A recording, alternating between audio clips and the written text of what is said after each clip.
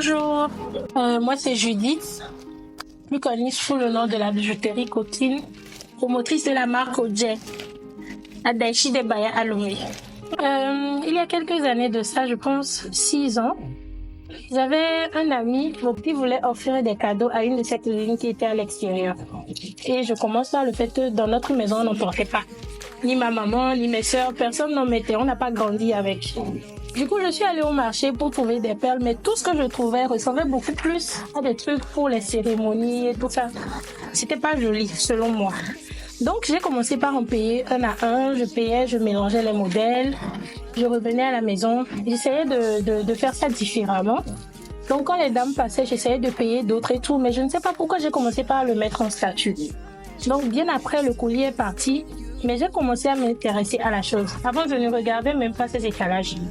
Donc, un peu, j'ai commencé à en payer, à essayer d'en mettre. Et c'était difficile parce que on n'avait vraiment pas l'habitude. Donc, je mettais aujourd'hui, je retirais demain.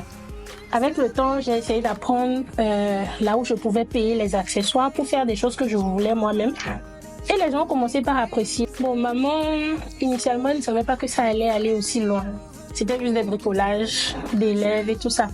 Papa, par contre, il me motivait quand même au début, mais à un moment, il a pris peur. Quand il a vu que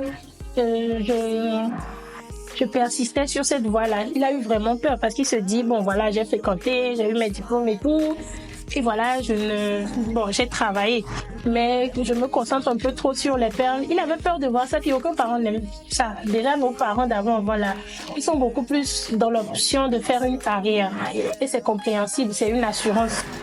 Mais finalement, je pense que franchement, ma famille est mon plus grand soutien.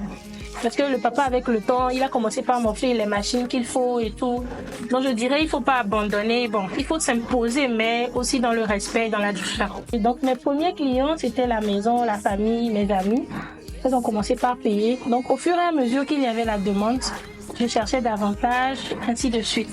Donc, c'est de là qu'on est arrivé ici. En vrai, initialement, je voyais pas ça comme un projet, hein, mais ce que j'aimais le plus dedans, qui me motivait, c'est qu'il n'y avait pas de routine. Ce n'était pas de la revente, mais on créait nous-mêmes. Donc, à chaque fois que tu faisais un nouveau modèle et tu voyais quelque chose de spécial, de différent, c'était pas des choses qu'on cherchait sur Internet. Mais on créait quelque chose, le rendu final, tu te dis, waouh, c'est moi qui ai fait ça. Donc, je dirais des modèles uniques. Ça, c'est notre spécialité. Il n'y a pas trop de répétitions. Par exemple, les classiques de 1000 francs, c'est des modèles qu'on ne répète pas. On le fait sur le son, sur le feeling. Et dès que c'est fini, il n'y en a plus. Donc, tu as au moins cette assurance de porter quelque chose de rare, d'unique. Il y en a pour tous les goûts. Donc, je dirais que c'est beaucoup plus pour une clientèle sélecte qui veut quelque chose de séduisant, d'unique pour séduire son chéri. Initialement, il n'y avait aucune formation. Donc, je tâtonnais un peu. Et jusque-là, je dirais qu'il n'y a toujours pas de formation, c'est uniquement la passion. Et avec le temps, à l'ouverture de la boutique, la première difficulté, c'était les travaux sur la route. On en a bavé parce que la boutique était prête, mais on s'est tapé toute une année à cause des travaux. Il y a eu des inondations répétitives.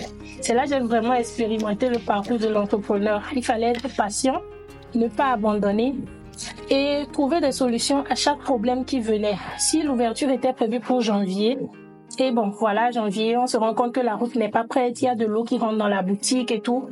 Comment résoudre le problème? Et surtout qu'il n'y avait pas un énorme budget.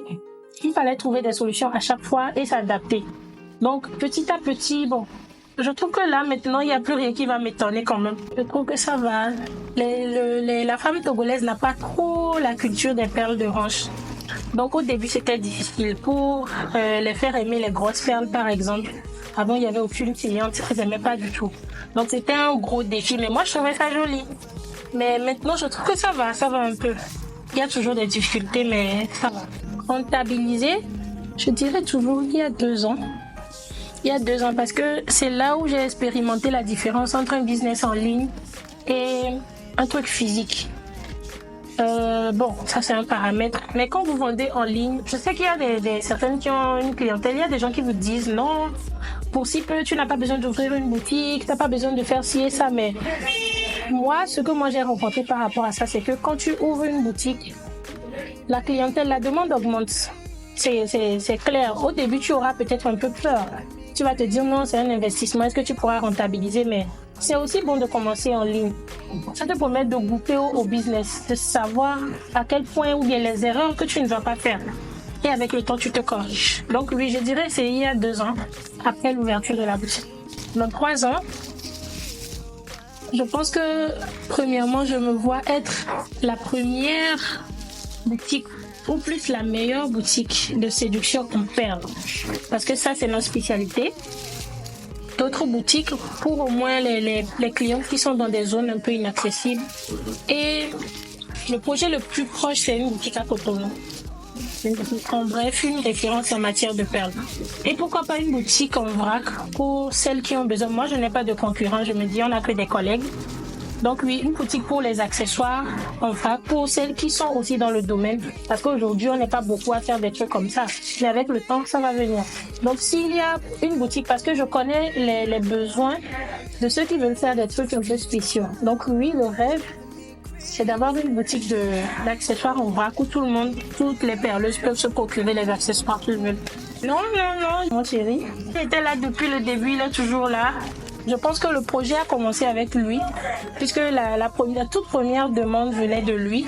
Et je pense que c'est mon partenaire numéro 1 en matière de perles. Il participe, il m'aide et tout par rapport à son expérience, parce qu'il a aussi eu une entreprise. Donc je dirais non. Et tout ça se passe très bien. Il est d'un grand soutien, il aime aussi beaucoup les perles. Donc, aucun homme africain ne déteste ça. Donc voilà. Moi je dis, si tu as un projet, peu importe que ça cadre avec ta formation de base, ça, il faut essayer. Peut-être ça va foirer, peut-être ça va marcher. Mais petit à petit, tu trouveras ta voie. Je dirais qu'il faut foncer. Il faut trouver sa voie. Il ne faut pas forcément copier. Ça ne va pas être rose. La couleur rose, c'est ce que les gens voient de l'extérieur. On se dit que c'est facile et tout, c'est pas facile, mais ce n'est pas impossible.